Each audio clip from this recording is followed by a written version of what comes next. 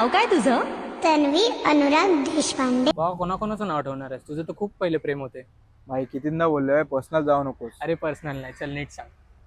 तरी तेच अरे चल चल सांग, मारेला भाई तुला. नीट सांग चल. अरे भाई तुला तर माहित आहे हा ऑइली चेहरा त्यात पिंपल, जॉबला तर एवढा लांब ट्रॅव्हलिंग करून जायचं, तिथे तर कोणच भाव देत नाही. बस एवढंच? भाई तुझ्यासाठी असेल एवढंच, समजलं ना.